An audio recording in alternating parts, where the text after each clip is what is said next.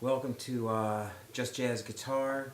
My name is Doug Munro, and this is my fourth lesson for Just Jazz Guitar articles that I'm doing called I've Got Rhythm and You Can Too.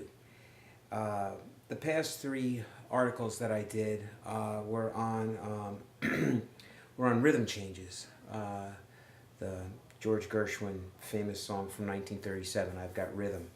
And I thought that I would do maybe a lesson or two on the blues changes with regard to rhythm.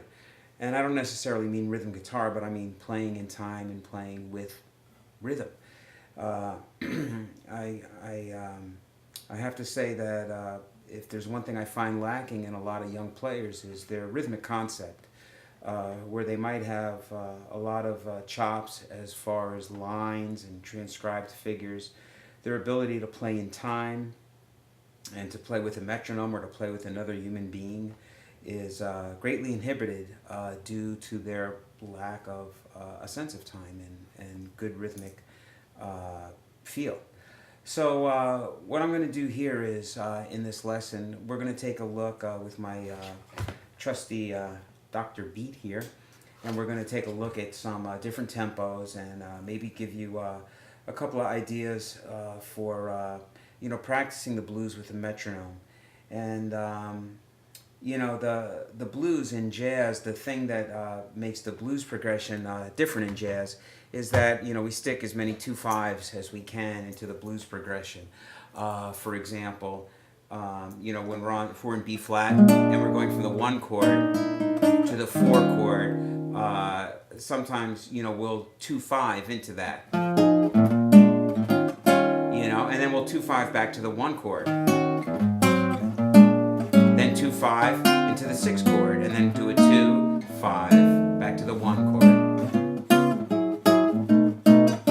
So that's one of the things that makes the jazz blues a lot different than, say, like Chicago blues or traditional sort of 3-chord 1-4-5 blues, is this addition of the 2/5 changes. So why don't I play some chord stuff with a slow metronome here of the half note is at 60, and this is like a nice relatively slow pace, and let's see what I come up here with in B flat, playing B flat blues, playing the chords, not improvising a single note solo, but sort of improvising a chord type thing over the blues. 1, 2, 1, 2, 3, 4.